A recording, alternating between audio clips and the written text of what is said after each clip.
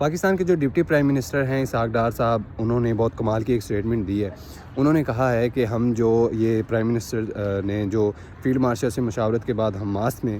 وہ جو فورسز بھیجنے کا فیصلہ کیا ہے، وہ ہم حماس کو ڈس آرم کرنے کے لیے نہیں بھیج رہے۔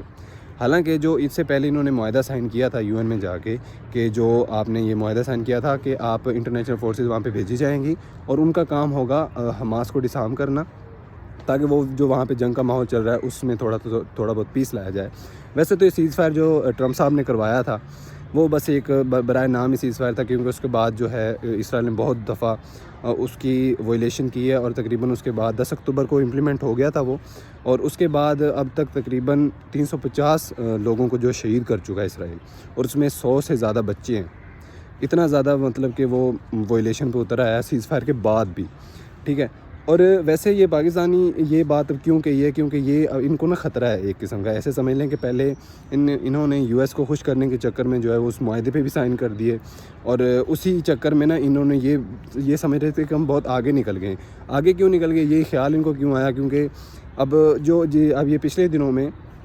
جو محمد بن سلمان ہیں انہوں نے US وزٹ کیا تھا۔ انہوں نے وہاں پہ جب ٹرمپ صاحب نے ان کو کہا کہ آپ جو ہے نا ابراہم اکارڈ کو کنسیڈر کریں، اس کو ایکسیپٹ کرنے کی جو ہے نا اس پہ نظر ثانی کریں،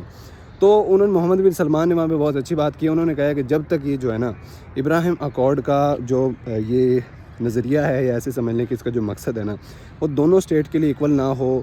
تب تک ہم اس کو ایکسیپٹ نہیں کریں گے، اور اس میں جو پیلسٹائن کے حقوق ہے وہ کچھ نمایاں نہ ہوں تو تب تک ہم اس کو ایکسیپٹ نہیں کریں گے۔ اور اس کے بعد پاکستانی کو خیال آیا کہ بھائی ہم تو مطلب کہ US کو خوش کرنے کے چکر میں بہت آگے تک نکل گئے تھے، اور ہمیں اپنے جو ہے نا ان پہ دوبارہ سوچنا چاہیے جو ہم نے اقدامات لیے ہیں۔ آپ نے بھائی وہ اس کو معاہدے کو بھی سائن کر دیا، جس میں حالانکہ US کو حماس کو ڈسارم کرنے کی بات تھی، اور اوپر سے آپ یہ بھی سٹیٹمنٹ دے رہے ہیں کہ ہم نے جو وہاں پہ فورسز بھیجنی ہیں وہ حماس کو ڈسارم کرنے کے لیے نہیں ہے، بلکہ اور اس نے پتہ نہیں کیا وجوہات بتائی، حالانکہ وہ بالکل فارغ تھیں اور ان کا کوئی مقصد نہیں تھا۔ تو پاکستان کو جو ہے نا سسٹم، اس کو دوبارہ سے اپنے فیصلوں پہ، اور یہ دوسروں کی چاپلوسی کے چکر میں کئی دفعہ اتنے آگے نکل جاتے ہیں کہ ان کو پتہ ہی نہیں چلتا کہ ہم جو کام کر رہے ہیں اس کے نتائج کیا ہو سکتے ہیں۔